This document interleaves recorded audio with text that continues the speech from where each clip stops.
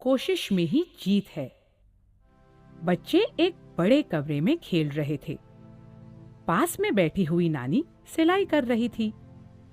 नानी ने रिया से मदद मांगी। रिया, इस सुई में धागा पिरो दो। रिया ने नानी से सुई धागा लिया और कोशिश करने लगी, किंतु बहुत कोशिश के बाद भी रिया सुई में धागा नहीं डाल पाई। रिया बोली, नानी, मुझसे नहीं हो रहा, आप ही कीजिए ना। उधर अजय और रोहन ताश के पत्तों से घर बनाने की कोशिश कर रहे थे। पत्ते टिक ही नहीं रहे थे, बार बार गिर जाते थे। अजय झुंझला उठा, उफ, यह बहुत मुश्किल है, मुझसे नहीं होगा। नानी मुस्कुराई और बोली, बच्चों, मेरे पास आओ, मैं तुम्हें वुडवर्ल्ड जंगल के जानवरों की एक कहानी सुनाती हूँ। एडी गॉर्जी, हम्पी एजे और डीजे स्केटबोर्ड पर खूब मस्ती कर रहे थे। स्केटबोर्ड चलाने में वे सब के सब अव्वल थे, एक डीजे को छोड़कर। डीजे को भी स्केटबोर्ड चलाना उतना ही अच्छा लगता था जितना कि औरों को, लेकिन स्केटबोर्ड चलाने में वह ज्यादा होशियार नहीं था। बार बार उसका संतुलन बिगड़ता जाता और वह गिर जाता। एक बार स्केटबोर्ड पर उछलते हुए वह धड़ाम से गिर पड़ा। एडी ने उसे सहारा देते हुए उठाया और कहा, कोई बात नहीं डीजे, चलो हम सब मिलकर तुम्हें स्केटबोर्ड चलाना सिखाते हैं। उन्होंने नए सिरे से डीजे को सिखाना शुरू किया। अब वह भी अपने दोस्तों के साथ स्केटबोर्ड जोरों से चलाने लगा। फिर क्या था, कभी वे टूटे हुए पेड़ों के तने पर स्केटबोर्ड चलाते और कभी चढ़ान पर तेजी से स्केटबोर्ड दौड़ाते। फिर उसी ढलान पर स्केटबोर्ड नीचे दौड़ाते। वे झूमते, वे घूमते, वे उछलते, वे कलाबाजी करते। एक पहाड़ी की तीखी चढ़ान पर वे अपने स्केटबोर्ड को ऊपर की ओर भगा कर ले गए। हवा में वे ऊपर और ऊपर की ओर जा रहे थे। एजे खुशी से चिल्ला रहा था, वाह, हम उड़ रहे हैं। डीजे भी खुश होकर बोला, हम आजाद पंछी की तरह है, हम आकाश में उड़ सकते हैं। ऐसा प्रतीत हो रहा था जैसे सच में वे आकाश में उड़ रहे थे। वे हवा को काटते हुए अपनी बाहें फैलाए खुले आकाश का आनंद ले रहे थे। इससे बड़ी खुशी और क्या हो सकती थी। अचानक वे नीचे गिरने लगे और गिरते गए, नीचे, नीचे और भी नीचे।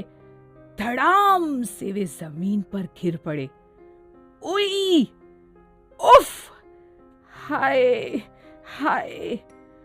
खुद के बदन को झाड़ते हुए सब खड़े हो गए। फिर इधर उधर देखने लगे। उन्हें समझ ही नहीं आ रहा था कि वे कहां पहुंच गए थे। अंधेरी सी जगह थी और हवा में नमी भी थी, लेकिन बहुत ऊपर से सूरज की रोशनी भी आ रही थी। उन सब ने ऊपर की ओर देखा। चिंतित हम्पी बोला, लगता है हम किसी गहरे कुएं में गिर चुके हैं।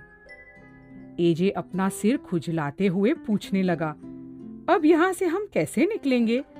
यह तो बड़ी मुसीबत खड़ी हो गई है।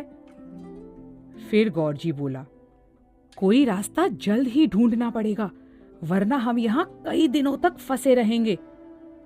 डीजे ने कहा, चलो फिर चढ़ने की कोशिश करते हैं।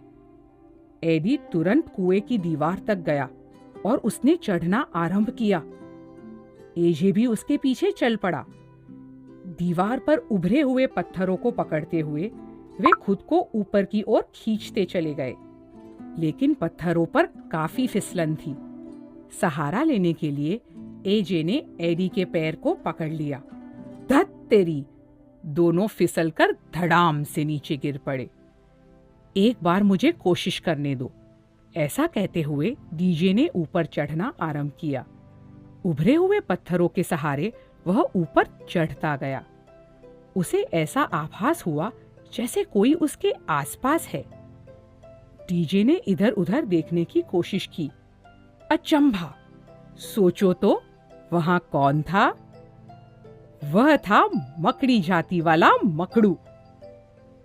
एक समय था जब पांचों दोस्त मकड़ू से बहुत डरते थे, लेकिन मकड़ू को डीजे की आवाज बहुत पसंद थी और उसने डीजे को अपना गुरु बना लिया था। चौंका हुआ डीजे बोल उठा, मकड़ू, तुम यहाँ क्या कर रहे हो? मकड़ू की सांस चढ़ी हुई थी। वह बोला, अरे गुरुजी, आप और यहाँ? ठहरिए, मैं चढ़ने में आपकी मदद करता हूँ। मकड़ू ने अपनी पूरी ताकत से डीजे को धक्का देना शुरू किया। छोटे से मकड़ू के लिए डीजे बहुत भारी था। दोनों की पकड़ ढीली पड़ गई। वे दोनों धड़ाम से नीचे जमीन पर गिर गए। डीजे ने कहा, अरे मकड़ू, मेरे कारण तुम भी नीचे गिर गए, मुझे माफ कर दो। उत्तर में मकड़ू बोला, कोई बात नहीं सर, मैं पहली बार थोड़े ही गिरा हूं। पिछले 4 दिनों से मैं यहाँ फंसा हुआ हूँ। यहाँ से निकलने के लिए भरपूर कोशिश किए जा रहा हूँ और कई बार गिर भी चुका हूँ। एडी आश्चर्यचकित होकर बोला, 4 दिन? लेकिन पहले यह बताओ कि तुम यहाँ पहुंचे कैसे? मकड़ू ने समझाया, मैं पहाड़ी पर खेल रहा था। तेज हवा आई और मुझे उड़ाकर यहाँ गिरा गई। दुखी मन से गौरजी बोला, और हम स्केटिंग करते हुए यहाँ आ गिरे। अब सबको चिंता होने लगी। एजे ने हताश स्वर में कहा, जब इतनी कोशिशों के बाद मकड़ू सफल नहीं हुआ, तब हम कैसे सफल हो पाएंगे? अब कुछ नहीं हो सकता। एजे की बात से मकड़ू सहमत नहीं था। वह बोला, मैं हार मानने वाला नहीं हूं। मेरा इरादा पक्का है। मुझे यहां से बाहर निकलना ही है। मैं तब तक कोशिश करता रहूंगा जब तक मैं सफल नहीं हो जाऊं, फिर चाहे मुझे 1,00,000 बार कोशिश क्यों न करनी पड़े। एडी, हम्पी, गौरजी, एजे और डीजे मकड़ू की हिम्मत और पक्के इरादे से बहुत प्रभावित हुए। वे सब एक दूसरे के पास आए। एक दूसरे के कंधे पर हाथ रखकर सबने साथ कहा, हम हैं अद्भुत 5। अगर हम कुछ करना चाहेंगे तो हमें कोई भी रोक नहीं सकता। जोश से भरकर वे दोबारा कोशिश करने के लिए तैयार हुए। वे कुएं की दीवार के पास जा खड़े हुए। ऊपर की ओर देखा तो किसी पेड़ की एक बेल नीचे लटक रही थी। एडी ने सबसे कहा, चलो हम सब मकड़ू को ऊपर चढ़ने के लिए सहारा देते हैं, फिर वह उस बेल तक पहुंच सकता है। एक बार बेल उसकी पकड़ में आ गई, तब वह उसके सहारे बाहर निकल जाएगा। 5 ने मीनार जैसा स्तंभ बनाया और मकड़ू उनके कंधों पर चढ़ गया। अब पेड़ की बेल उसकी पहुंच के पास थी। मकड़ू ने लंबी छलांग लगाई और एक ही झटके में बेल के पास पहुंच गया। उसने बेल पकड़ी और उससे लिपट गया। बेल के सहारे पलक झपकते ही वह कुएं से बाहर निकल गया। अब मकड़ू को केवल एक छोटा सा काम करना था। एडी और उसके दोस्त जो गहरे कुएं में फंसे हुए थे, उनके लिए नीचे कुछ मदद भेजनी थी। उसने एक तगड़ी बेल ढूंढी। अपनी पूरी ताकत से मकड़ू ने वह बेल कुएं में फेंक दी। वाह! बेल कुएं के तले तक आसानी से पहुंच गई। एक के बाद एक 5 दोस्त कुएं के बाहर आ गए। डीजे ने कहा, मकड़ू, तुमने हमें हार न मानने की प्रेरणा दी। आज से हम तुम्हें सर कहेंगे। डीजे के 4 दोस्त उससे सहमत थे। वे एक साथ बोल उठे, बिल्कुल सही। इतनी प्रशंसा पाकर मकड़ू के गाल शर्म से लाल हो गए। फिर भी मन ही मन वह खुश था। उसके दोस्त भी खुश और सुरक्षित थे। जैसे ही नानी की कहानी खत्म हुई, रिया ने सुई और धागा फिर से उठाया। वह तब तक ध्यान लगाकर कोशिश करती रही जब तक धागा सुई के अंदर चला न गया। अजय और चिंटू भी ताश के पत्तों की ओर भागे। उन्होंने सावधानी से पत्तों को रखा और जल्द ही उनका घर बनकर तैयार हो गया। नानी मुस्कुराई। उन्हें संतोष हुआ कि बच्चों ने एक और सबक सीखा था जो वे कभी नहीं भूलेंगे। हमने क्या सीखा? कोशिश, कोशिश।